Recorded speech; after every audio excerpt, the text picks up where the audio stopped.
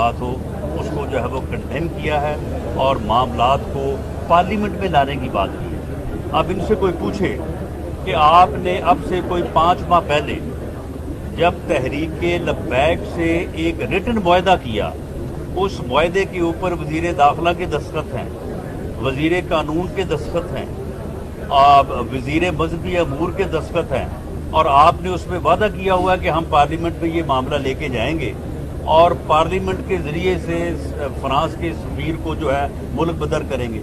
ओ भाई, आप 5 माह में जो है वो आप क्यों नहीं उसको पार्लियामेंट में लेके आए? क्या ये सवाल करना भी जो है ये जायज़ नहीं है? अगर आप उसको पार्लियामेंट में ले आते तो पार्लियामेंट जो है उस मामले के ऊपर तहरीक लब्बैक के लोगों को बुला के उसके साथ बात कर लेती, जो बात उनको समझाने वाली थी उनको समझाई जाती, जो उनकी बात तस्लीम करने वाली थी वो तस्लीम की जाती, लेकिन ये उसे पार्लियामेंट में लेके नहीं है। वो मुआहदा जो था इन्होंने क्यों नहीं पार्लियामेंट में जो है उसको पेश किया?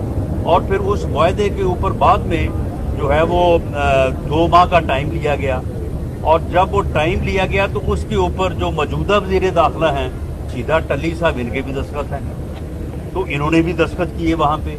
अब 2 महीने की मुद्दत ख़त्म हो रही थी 20 अप्रैल को।